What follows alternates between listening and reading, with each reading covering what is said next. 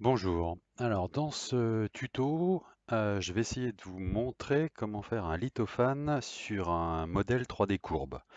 Il existe plein de tutos sur internet expliquant comment faire un lithophane plan. Là, je vais essayer de vous montrer comment faire ça sur une surface courbe en utilisant Blender. Alors, je pars d'un modèle 3D déjà réalisé qui correspond à un globe de lampe. C'est une sphère creuse d'environ 10 cm de diamètre. Alors, première étape, euh, je vais déjà créer une texture en cliquant sur l'icône à damier ici. Alors pour ça, je vais ouvrir un fichier image. Je vais prendre ici mineur portrait S. C'est une photo qu'a pris mon grand-père d'un mineur dans le nord de la France à la fin des années 40. La résolution de l'image est d'environ 700 par 700. Ici, au niveau de la partie image mapping, je vais sélectionner clip, car je veux juste avoir l'image, je ne veux pas avoir une répétition de motifs. Voilà. Après, donc ici sur mon modèle 3D, dans ma fenêtre 3D, je passe en Edit Mode en appuyant sur la touche Tab pour voir les différentes faces. Ici, je suis en mode de sélection face. J'appuie sur la touche 1 pour me positionner bien par rapport à ce volume et pouvoir faire la sélection de la surface sur laquelle je vais appliquer l'image. Donc j'appuie sur la touche B pour faire une sélection à peu près rectangulaire. Voilà, je vais sélectionner cette partie-là. Je vais compléter la sélection en appuyant sur la touche Maj et en cliquant sur le bouton droit de la souris.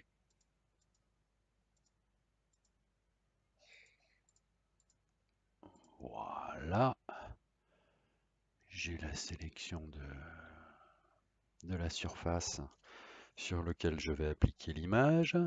Je vais découper ces surfaces en surfaces plus petites, de manière à avoir une résolution plus importante de mon modèle à l'endroit où je vais appliquer l'image. Donc pour ça, je vais appliquer ici Subdivide, donc une fois, une deuxième fois.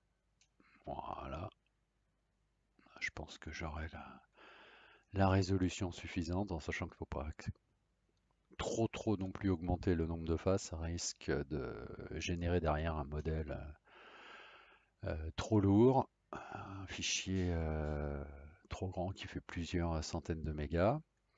Alors je vais sauvegarder ma sélection ici en cliquant sur l'icône avec le triangle avec la tête en bas. Et je sauvegarde ma sélection sous un groupe de vertex. Je fais plus. Voilà, je vais renommer. Sélection photo. Voilà, et je fais Assign pour associer l'ensemble de ma sélection à ce groupe de vertex. Voilà. Maintenant, je vais cliquer ici sur la petite clé. C'est la partie modifieur. Donc, je vais appliquer des fonctions de modification à mon objet. Donc, je vais commencer par lui ajouter un modifieur Subdivision Surface qui va permettre de redécouper encore chaque surface en plusieurs surfaces de manière à améliorer à rendre mon objet plus doux, hein, plus précis. Peut-être qu'ici, en passant en Object Mode, on se rend mieux compte de l'effet. Donc voilà, ça c'est sans l'application, là c'est en appliquant. Et je vais même appliquer le modifieur plusieurs fois, une deuxième fois, une troisième fois. Voilà, là ça devrait être correct. Maintenant, je vais ajouter un autre modifieur, le modifieur qui va créer le lithophane. C'est le modifieur Displace et qui va donc déplacer des points d'une surface sélectionnée en fonction des niveaux de gris de la photo source. Donc voilà, Displace. Hop. Je vais cliquer ici pour avoir la visualisation de mon effet aussi en Edit Mode. D'ailleurs, je repasse en Edit Mode en appuyant sur la touche Tab. Voilà. Je sélectionne la structure, la texture que j'ai préalablement créée correspondant à la photo. Voilà. Je sélectionne le groupe de vertex correspondant à ma sélection de manière à appliquer ce modifieur uniquement sur la partie sélectionnée, celle qu'on voit en orange actuellement. Sélection photo. Et ici, je passe en mode coordonnées UV. Voilà, et maintenant il va falloir que je mappe cette surface sur ma photo. Tiens, que je fasse une espèce de projection de cette surface courbe sur un plan. Donc pour ça, j'utilise une autre vue, ici qui est la vue UV Image Editor. Pour faire cette projection, alors déjà je vais bien me repositionner par rapport à l'objet. Voilà, en appuyant sur la touche 1 du pavé numérique. Et j'appuie sur la touche U qui va me permettre de faire ce mapping UV et je choisis Sphère Sélection. Donc là, je vois la projection de cette surface en plan. Je vais ouvrir ma photo pour pouvoir adapter le mapping à mon image. Donc on voit ici qu'il va falloir mettre à l'échelle ce mapping. Ça se fait en cliquant ici sur Scale et avec la souris, en déplaçant la souris, je peux venir remodifier voilà, la partie que je vais vouloir de la photo qui va m'intéresser. Donc là, ça me paraît pas mal. On voit d'ailleurs ici le résultat. Alors peut-être qu'en passant, voilà, ça je peux le mettre de côté, en passant en Object Mode, on voit le résultat. Alors il y a des petites choses quand même à paramétrer.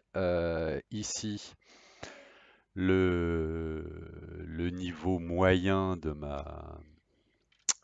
mon déplacement et ici la force de mon déplacement qui va définir la dynamique correspondant à ma photo, c'est-à-dire le déplacement maximum entre niveau blanc et niveau enfin élément noir de ma photo par rapport aux éléments blancs de ma photo. Alors ici, il faut que je donne une valeur négative pour avoir un effet photo, sinon je vais avoir un effet négatif.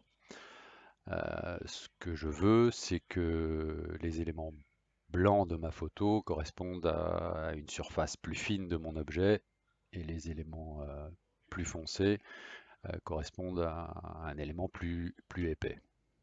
Donc ici une valeur qui fonctionnait bien par rapport à mon modèle.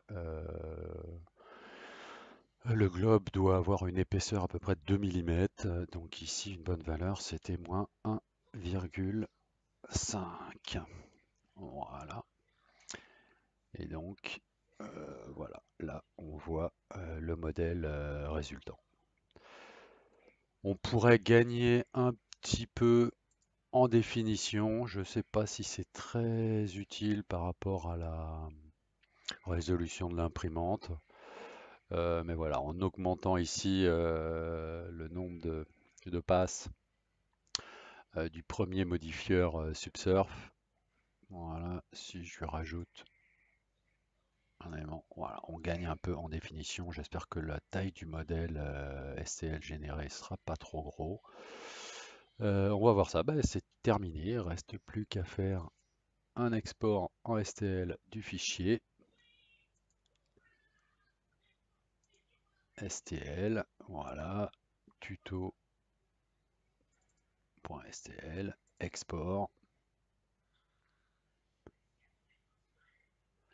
Et voilà, le fichier est généré.